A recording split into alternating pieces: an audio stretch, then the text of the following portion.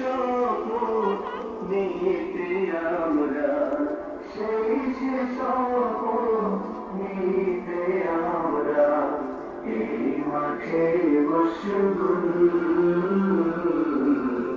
এই মাঠে বসবো।